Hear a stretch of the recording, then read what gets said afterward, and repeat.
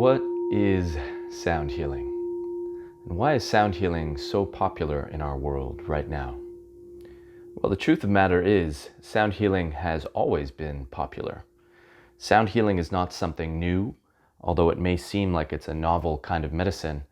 But from my research and my studies, I've discovered that sound healing is actually one of the most ancient medicines on the planet. My name is Darren Holland. I've been working with the healing power of sound and the sacred properties of music for well over a decade professionally. And even going all the way back to my childhood, I always had a proclivity for working with sound and music in a kind of healing way, although I wasn't so aware of it when I was so young. Sound healing is truly one of the most cutting-edge paradigms in the whole idea of health and wellness, because it really aligns with what we are starting to truly understand about our world. Scientifically, we now know that the quantum reality is a universal truth, that everything in our world is literally, as solid as it might seem, as matter. It's actually vibrating energy in a kind of form. And it's our senses, actually, our five senses, that kind of play a little trick on us so that we can't really apprehend the essence of this vibrational reality. Now, what's exciting is that if you've studied ancient mysticism, especially the spiritual traditions of the East, you can actually find this described and rendered in a lot of the ancient ideas about the world of spirit. In yoga, for instance,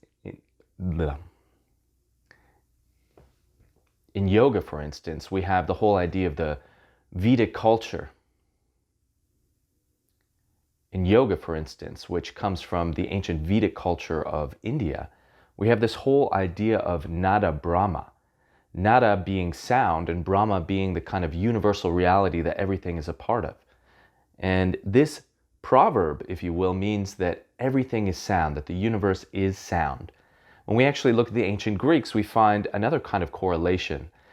We see the great god Apollo, who is not only the god of medicine, but also the god of music.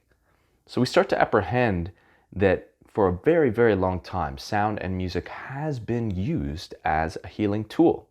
And what's amazing in our present day reality is we're kind of having this full circle moment where we're starting to re-understand what our ancient ancestors understood, and now through the scientific gaze. So there's this kind of beautiful unison of science and spirituality that often happens in the realm of sound healing, which was one of the reasons I got so interested in it years ago.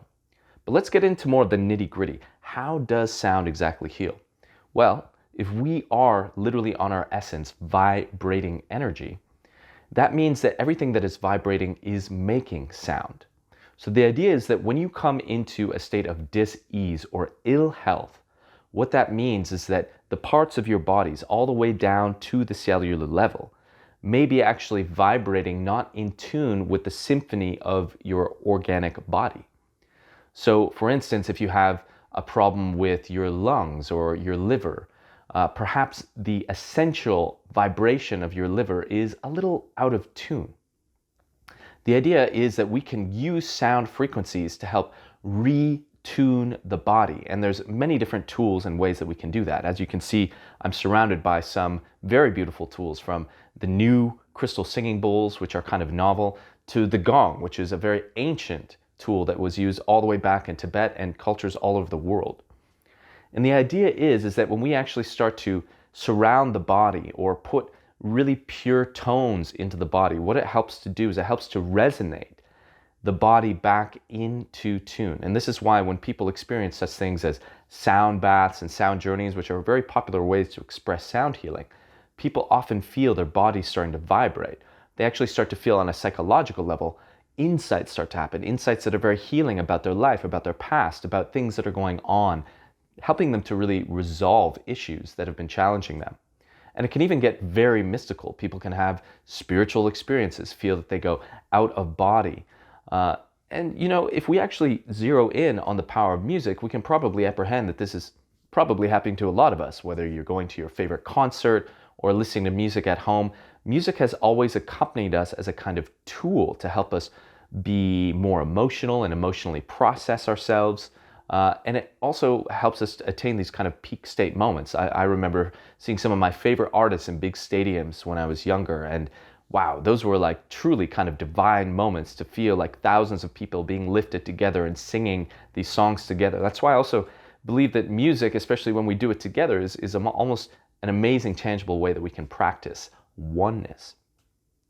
So sound actually can work even on a more dynamic way as well, because from my studies in Chinese medicine, which is what I formerly used to practice, I've understood that one of the root causes of dis-ease is actually something called qi stagnation. Now, qi is a word that denotes the energy that really is the essence of what we are. So we actually have a correlate now in Western medicine. It's called bioelectricity. We now know that there is literally energy, electromagnetic energy moving throughout our body that's probably even more essential to our vitality than blood. And we know this in Chinese medicine. We say that this qi moves through these meridians, these kind of channels, just like blood moves through vessels. And the idea is that at a certain point, this qi can get stuck, and it gets stuck usually because of some kind of emotional blockage that we have in our life. And we know this because in modern culture, where we're not really encouraged to really be emotionally intelligent, we have a lot of emotional suppression going on, that energy can get stuck. And it usually gets stuck somewhere in the body that's correlated to that emotion, because we see in these ancient medical systems that the emotions are actually correlated to organs, even different chakras, which is an energetic anatomical model from the Veda culture again in India. And the idea is we want to get that energy moving again. And the idea is if we can actually put vibrations in the body, those vibrations may actually go towards the blocks in the body and start to encourage it to start to vibrate itself once again and start to re-enter the flow state of our body. And this is not just some kind of new agey stuff. They've actually studied this now scientifically. There's many different devices and tools and methods. One that comes to mind is a great sound healer called Fabian Mammon, who lives in California, but he's actually from France. In the 1980s, he teamed up with a biochemist to actually show that sound vibrations really literally explode cancer cells, shake up anything that's blocked in the body, and create light in the body, which is amazing, which is so interesting to me because one of the most common things that people experience when they experience one of my sound journeys, and I know this is quite universal for all sound baths, is that people feel a kind of lightness. And I'm sure if you're a musician, or even better yet, a singer, you know this very, very tangibly and intimately. The minute you start to sing, you feel a lightness, you feel a shift in your frequency. So this is an amazing, amazing eye-opening paradigm we're starting to realize, because this means that we can start to work more with the essence of what we are. They've even now started to build ultrasound technologies. Ultrasounds are literally sounds that are above what we can normally hear in our limited human auditory senses. And they've actually shown that when they bombard cancer cells with ultrasound, they can actually literally destroy them just with vibration. It makes me think of that, Star Trek's Next Generation show. I don't know if I'm showing my age here, but Dr. Beverly Crusher used to come up to people when they were sick with this little tricorder, and she just literally emit vibrations at them and they'd be well. So this is kind of like portending what may be happening very soon.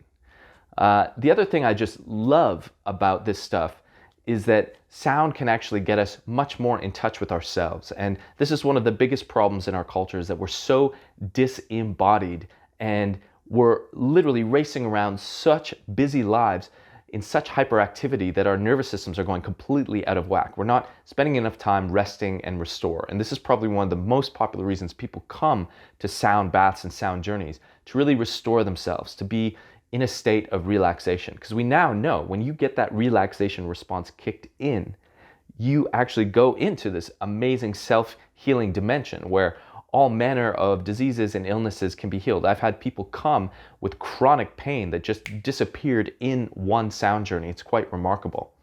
And one amazing thing about these crystal singing bowls, these beautiful instruments that I have around me that produce these really beautiful tones, is that they've been scientifically proven to help put our brainwaves into a very relaxed meditative state. So most of the time we're in this kind of beta brainwave state.